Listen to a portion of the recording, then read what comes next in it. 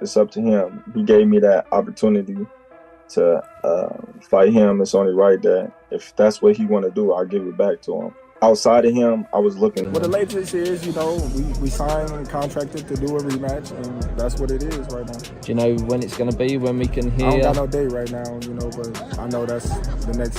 The rematch between Crawford and Spence Jr. is one of the most talked about events in boxing. Their first fight in 2023 ended with Crawford clearly beating Spence to become the undisputed welterweight champion. Crawford stopped Spence in the 9th round with a strong performance that shocked the boxing world. Since then, fans have been wondering what will happen next between these two fighters. Over a year has passed, and now the chance for a rematch is more exciting than ever, this time possibly in a higher weight class. The tension grew even more when they recently came face-to-face and nearly got into a fight, with Spence making it clear. And like I said before, it's in the contract, so it's not if I'm open to it or not. It's, what's in the contract. And Errol gave me an opportunity and a shot at becoming the first male boxer, undisputed, in any division in the 4-belt era. And I honor, that. And if he was to come to me or activate his... The first fight was everything fans had hoped for, and even more. Crawford, who was seen as the underdog before the match, proved why he is considered one of the best pound-for-pound fighters in the world. Spence, known for his strength and determination, had no answers for Crawford's speed and skill. The fight made a strong statement. Crawford's win not only showed that he is the best welterweight in the world, but also confirmed his place among the greatest fighters of his generation. Even after the fight, a rematch seemed likely, especially because Spence refused to accept. Knock my first. Because I don't want to personally. We talking about what we want to see. I don't want to see it because I know what it's gonna look like. The same as it looked last time. No, you don't. Yes, I do. Errol Spence wasn't the same. What was wrong with him? He looked slow. He looked he looked sluggish. Why? I can't tell you. I wasn't in camp. At the division, he dominated for his entire career. All of a sudden, when it came time for this fight, he looked different. Why? I wasn't in camp with him. I can't tell you. I don't know if his body finally broke down for being the one. For Spence, the loss was hard to accept.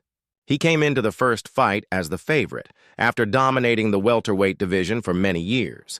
Even though he was in good shape and had great power, he couldn't handle Crawford's skills. Some people believe Spence's past injuries affected his performance. Reports say he had a torn retina and was still dealing with the effects of a 2019 car accident. These problems didn't stop him from fighting, but they clearly impacted how he performed in the ring. Since then, Spence has said he wasn't at his best that night and has now made the changes needed to be fully ready for the rematch. I want to see Bud be great, but what better buffer to see if Bud's ready at 68 than the EJ rematch of 54 and 60? And how exciting would it be to watch Errol Spence he walks at 190. I'm 185 pounds right now. I'm 5'11". To think of me cutting Now in 2025, the rematch is getting closer, but there's a big change this time. Crawford has gained weight, possibly preparing for a future fight with Canelo Alvarez, and is now planning to move up in weight. This brings a new twist to the rematch, which could now happen in the junior, middleweight division. Crawford's move isn't too surprising. He has always managed his weight carefully, and at 35 years old, he's ready to challenge himself in a new weight class. Facing Spence at 154 pounds or another higher weight could change how the fight plays out. Spence, who is naturally bigger and more comfortable at that weight, might have an advantage. But at the same time, fans might see a stronger version of Crawford, with more power and experience against bigger fighters. To have to get this fight done, he gave up a lot of money on his side to have this fight at 147. If you look at the contract, this is a sport of contracts. Chris, you know this. You have signed contracts. You have tried to get out of contracts. The winner gets to dictate the weight. The loser got to put the rematch clause. One of the most interesting parts of the rematch is that both fighters now have a new sense of confidence. Spence, known for his tough and determined style, has admitted that he wasn't fully ready for the challenges Crawford gave him in their first fight. He has clearly stated that he's been working very hard on his technique, fitness, and overall strategy to make sure he doesn't repeat the same mistake. I feel as if, he would go back to the drawing board. He would come back stronger. He'll come back more hungrier, and he'll try to fix the things that, he needed to fix to make the fight look different in the second time than in the first time. I do believe that, but that's the only thing that I can actually. Spence knows he has the power to hurt anyone in the division, but he also understands that Crawford's boxing IQ is on a higher level.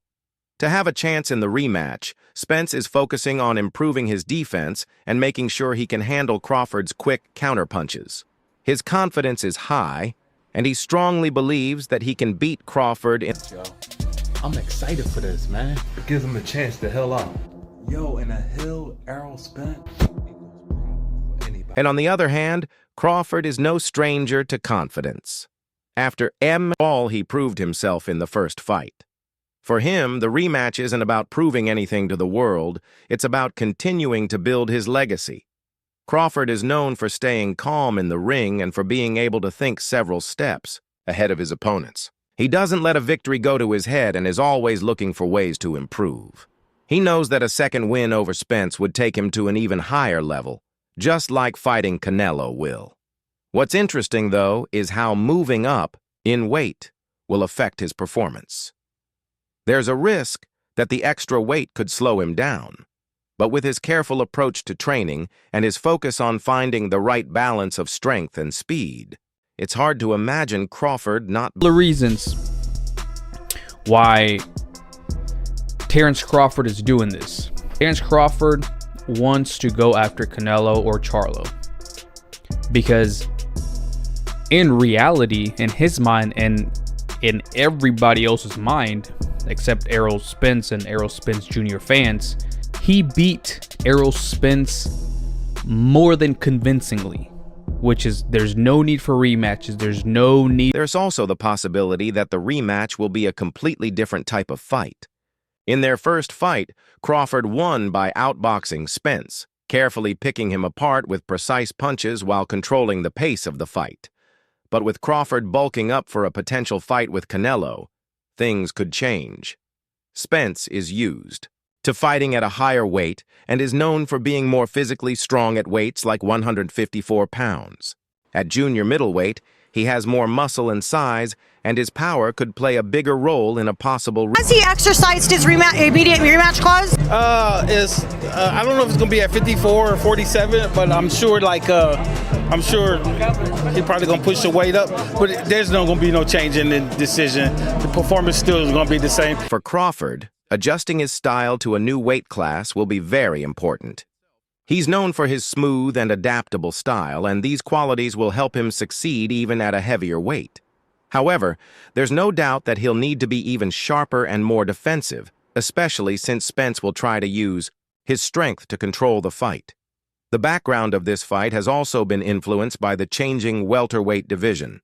As of 2025, the division is full of talented fighters, but it feels like Crawford and Spence are still the top names. While new contenders are coming up, it's clear that these two are still the main focus in the division. I mean, it's like a feeling that's kind of hard to explain, being back on the U.S. soil and then coming in to some good wins. When I was over there, got some good wins before I left to go over there. I got the best win, in probably in history. So, feel good, man. So the rematch is going to happen. Mark my words. Jaron Boots Ennis, with his natural talent, and Virgil Ortiz Jr., who has been a rising star for years, are both waiting for their chance. However, neither has faced a challenge like Crawford or Spence. Until they do, they will remain behind the established top fighters in the division. This is why the rematch between Crawford and Spence is even more important. It will decide who is the true champion of both the welterweight. Errol Spence, the rematch, but at 147. Now, there's a couple of reasons why Terence Crawford is doing this. Terence Crawford. There's also the bigger picture of the boxing world to think about. Saudi Arabia's investment in boxing has changed where and how these big fights take place. While boxing has always had a lot of money, the new funding has made it possible for fights like this one to become even bigger events. Whether the rematch happens in the Middle East or another popular location, the support from these new sources of wealth will make the fight even more exciting. This fight could become one of the biggest in recent years, attracting fans from all over the world and bringing an energy to boxing that has gave him the opportunity when he didn't have to. He sacrificed some things.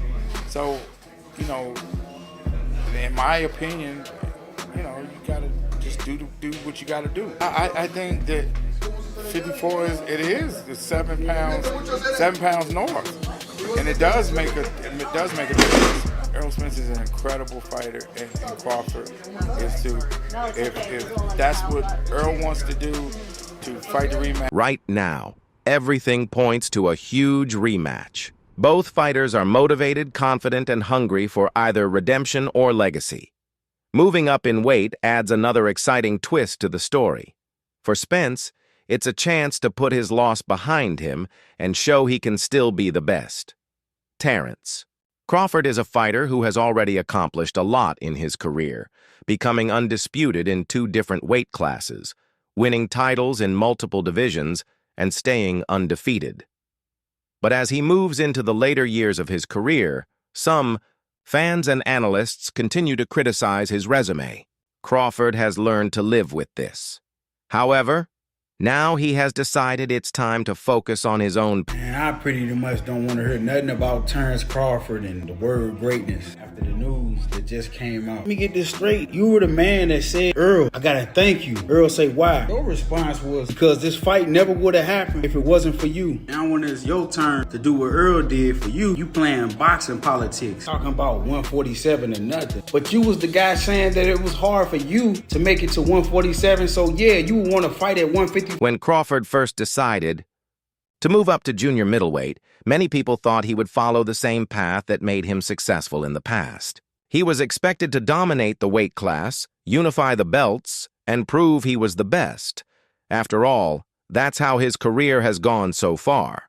At 135 lbs, he won the title but left the division before he could become undisputed. At 140 lbs, he didn't just win titles, he dominated, becoming the undisputed champion in a division where no one could beat him.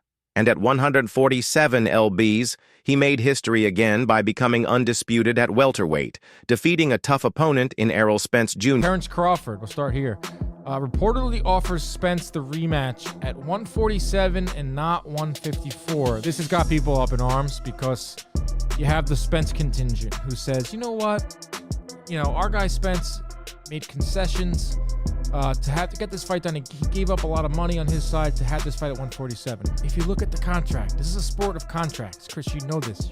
After his success at welterweight, many people thought Crawford's next step would be to try his hand at junior middleweight.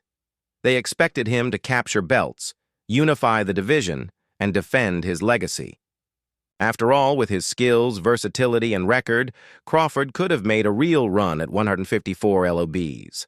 But Crawford had a different view than what many in the boxing world assumed. When he moved to 154 lbs, many thought he was preparing for another, undisputed run. However, you're a people's champ. Yes. I have nothing but respect for you. The question I have is, Errol alluded to wanting the rematch clause, but he asked, would you do it at 154? Is that your call, or is that the promoter's call, and would you even think about moving up to 154 to fight him? Okay, so first of all, I need you to say I'm a loser. Let's go. I'll never say that. He dismissed the idea of unifying 154 pounds, claiming that the division did not offer the type of legacy-making fights that he was seeking. Not at all, Crawford said when asked if he intended to unify 154 pounds. There's a lot of great fighters, but there's not a lot of legacy fights at 154. But there aren't if I beat Bakram, they're going to say, who is Bakram? Fundora has already been knocked out. Crawford's comments might sound surprising to some, especially given the talent in the junior middleweight division. Fighters like Jermel Charlo, Jaron Boots Ennis, and Brian Castano have all made waves in the division, and a showdown with any of them would surely be a big deal in the sport. Along my career, I've been criticized, and people have taken credit away from me just to try to diminish my accomplishments, just off of pure hate. So, what would they be able to say with me going up 2 weight classes? If Canelo become undisputed again, and I beat Canelo, what could they say? They'll say something, but they're gonna make a, For Crawford, these matchups don't have the same importance as other challenges he could face. While fighters like Bakram, Mardazalev, or Fundora could be worthy opponents, Crawford feels that the 154 lbs division doesn't have enough star power or a big enough story to make him want to spend a lot of time there. The real reason behind his decision not to pursue legacy fights at 154 lbs is his wider view of his career and the constant criticism he's faced along the way. Crawford has been one of the most criticized and underappreciated champions. I wanted to prove to the world that I was better than what they say I was, because given the fact that how great I looked against each opponent, they say, oh, well, he wasn't nothing, or he was this, he was that, because how talented I am. Right. So they didn't want to give me no credit because I passed all my tests with flying. Crawford has fought in a way that has made him one of the best in the sport, but fans and analysts have always doubted him, questioning his opponents and criticizing the level of competition he faced. No matter what he achieved, there was always someone who found a reason to put him down. In some ways, Crawford's frustration comes from this constant criticism, feeling that no matter what he does, he'll never truly satisfy his critics. However, Crawford's frustration isn't just about the criticism, it's about the legacy. Accomplishment just to boost him up. I'm like, dude, you're not gonna do that, because I can retire right now and be in the Hall of Fame. He couldn't. Everything that I've accomplished, he's still trying to accomplish. I don't want to sound like I'm hating on him. I honestly don't know if he make it to the Hall of Fame with the accolades that he... The welterweight division has had a lot of talent in recent years, and Crawford has shown again and again that he is the best in the division. However, there's something about the junior middleweight division that doesn't seem to excite him. Yes, he would be a great fighter at 154 lbs, but he doesn't see the same potential for building his legacy there. While some might argue that the challenges at 154 lbs could have been the test Crawford needed, he's now aiming higher, and his goals are clear. Crawford has said that after thinking about his options, the only fight that truly excites him in the coming years is a challenge at 168 lbs against none other than Canelo Alvarez.